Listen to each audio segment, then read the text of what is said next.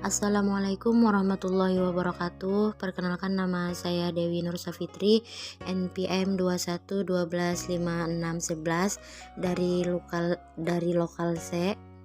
Ingin menyampaikan penjelasan dari judul materi tujuan pendidikan menurut Al-Quran. Baik, suatu proses pasti memiliki tujuan tertentu agar dapat berjalan secara teratur dan terarah. Dengan adanya tujuan juga dapat menjadi motivasi sehingga mendorong terjadinya progres dalam proses tersebut. Begitu pula dalam pendidikan, harus ada tujuan-tujuan yang ditetapkan agar pendidikan terus berkembang. Di dalam Al-Quran sebagai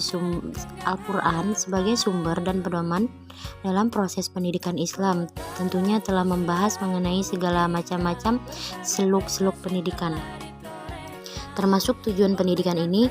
Oleh karena itu ada beberapa paparan tentang tujuan pendidikan menurut perspektif Al-Quran sebagai berikut. Yang pertama itu ada tujuan agar manusia menjadi hamba Allah Subhanahu wa Ta'ala. Salah satu tujuan pendidikan dalam Al-Quran adalah agar manusia menjadi hamba Allah Subhanahu wa Ta'ala. Tujuan hidup dan penciptaan manusia yaitu semata-mata untuk beribadah kepada Allah Subhanahu wa Ta'ala dengan melakukan perintah-perintah dan taklif dari Allah Subhanahu wa Ta'ala agar tujuan ini dapat tercapai sesuai dengan yang diharapkan. Yang kedua, agar manusia mampu menjalankan fungsinya sebagai khalifah Allah fi ard. Allah Subhanahu wa Ta'ala telah memposisikan manusia dalam hubungannya dengan sesama makhluk sebagai khalifah di muka bumi. Posisi itu telah diisyaratkan oleh Allah Subhanahu wa Ta'ala dalam Al-Quran, yang artinya, dan ingatlah ketika Tuhanmu berfirman kepada para malaikat, sesungguhnya aku hendak menjadikan seorang khalifah di muka bumi. Yang ketiga, agar manusia berpikir dan menggunakan akalnya. Allah Subhanahu wa Ta'ala berfirman dalam Al-Quran, yang artinya, sesungguhnya dalam menciptakan langit dan bumi, silih bergantinya malam dan siang, bahtera yang berlayar di laut membawa apa yang berguna bagi manusia, dan apa yang Allah turunkan dari langit berupa air. Lalu dengan air itu dia hidupkan bumi sesudah mati ataupun kering, dan dia sadar di bumi itu segala jenis hewan. Surah Al-Baqarah ayat 164.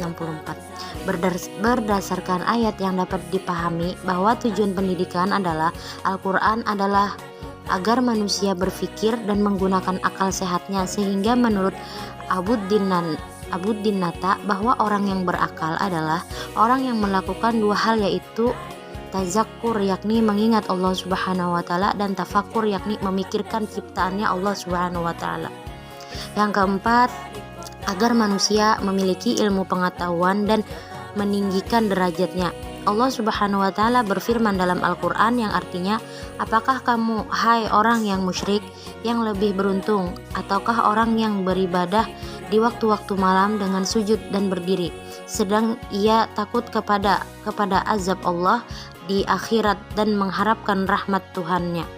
Katakanlah, adakah sama orang-orang yang mengetahui dengan orang-orang yang tidak mengetahui? Sesungguhnya orang yang berakallah yang dapat menerima pelajaran. Surah Az-Zumar ayat 9.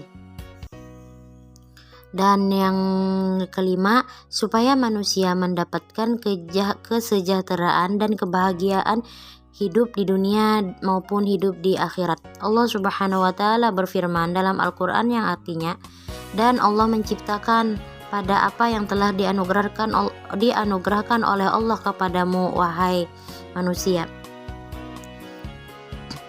Tegaskan pula pada ayat yang lain, yang artinya, dan di antara mereka adalah orang yang berdoa, ya Tuhan kami, berikanlah kami kebaikan di dunia dan kebaikan di akhirat, dan periharalah kami dari siksa neraka.